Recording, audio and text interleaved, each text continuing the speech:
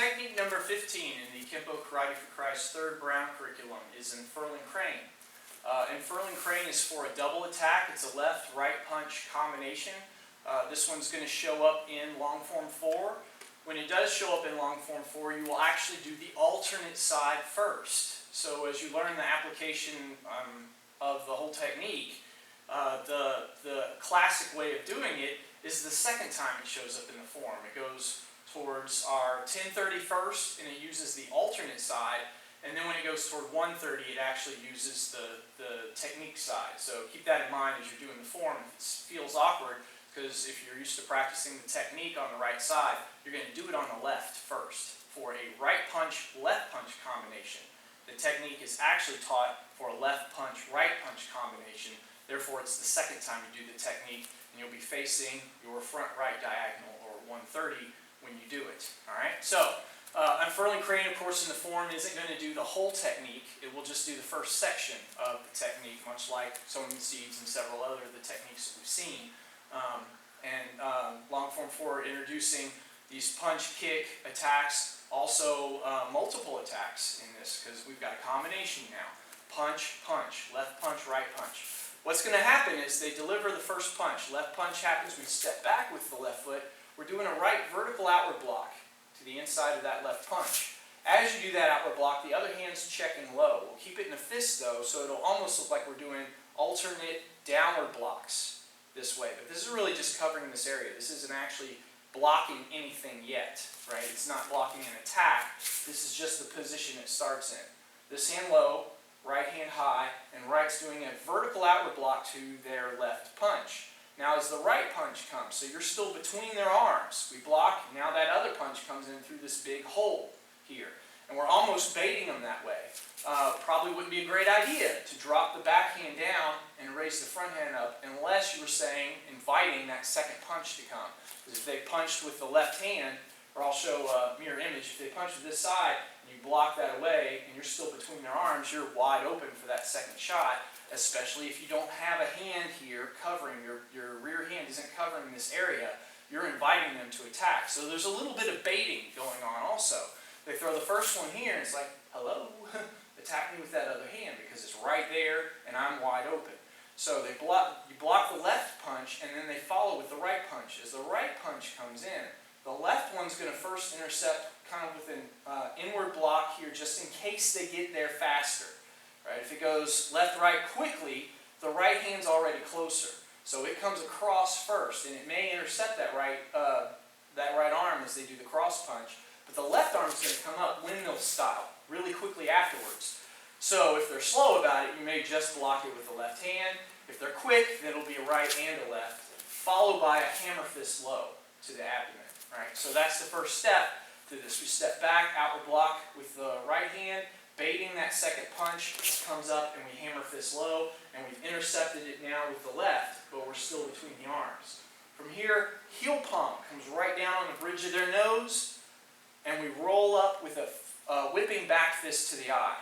Comes up and hits to their right side eye. And that's as far as the technique goes for the form's sake, right? It stops there. So that's Unfurling Crane as it shows in long 4, but we're going to show you the rest of the steps as well. So we step back, here we're down with the left, high with the right, outward block with the left, hammer fist with the right, heel palm with the left, and a rolling outward back fist. Now from here, I'm going to slide. We hit them in the eye, knock their head back. We're going to slide the left foot up with like a replacement step into a cat stance. Right? So you're going to come to a right side cat stance. Instead of sliding your right foot back, we can also do that by advancing with the left. So left foot slides up to give us our cat stance. We want the weight on that left leg. And I'm going to roll from the back fist down again to that hammer fist. Right? So we hit them low, we hit them high, we hit them low again. Right? We hit them low, we do a heel palm high, hit them twice high, and then come down low again. Boom. Right? So we hit them and they're bending forward now. You hit them back in the eye, we hit them forward, again hitting them in the abdomen. Now as they bend forward here, I'm going to come up with an obscure elbow this way if they're close enough. If they're not close enough to reach the chin with that obscure elbow, you can come out with like a heel palm, rising heel palm, catching them in the chin that way. Ideally, they're close enough that you can hit them with this elbow. And in the booklet, in the all the classic write-ups, it'll just say an obscure elbow, but your hand can follow with that as it comes out. I always bleed out with my arm. Just in case that elbow misses, we'll still hit the chin with this rising heel palm. And as the arm comes up, the foot's going to scoop kick to the front. The right leg comes up between the legs and scoop kick to the groin. Your left arm, for balance at this point, is going to grab hold of their right arm so that we have control of that too. So far we blocked the left punch, blocked the right punch and hammer fist, heel palm, back fist to the eye, slide up and hammer fist, and I'll go ahead and grab the arm here as I come up with this elbow, bleed out with the heel palm, and scoop all together. Now I'm holding on to them for balance. The last move I'm going to do is I'm going to come down where the shoulder and the neck meet here on their left side with a downward hand sword, and at the same time I'm going to side kick the front of their left knee. All right, same time, kicking both spots. From there, I front cross into a twist stance, step out, and full cover out. That is the rest of unwinding pendulum. Or unfurling crane, sorry, unfurling crane.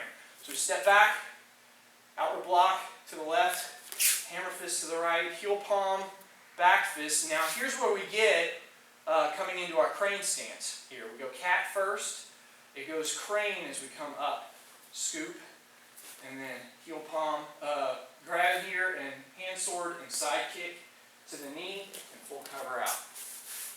Unfurling crane.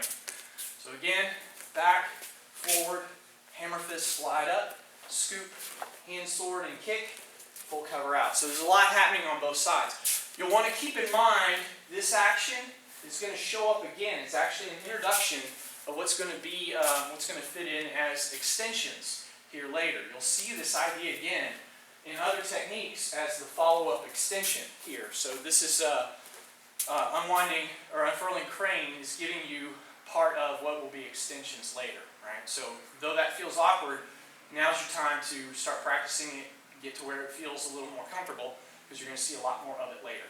One more time. This is unfurling crane, back, hammer, heel palm back fist, scoop, hand sword, and full cover out. And that is technique number 15 with the Kenpo Karate for Christ 3rd Brown curriculum.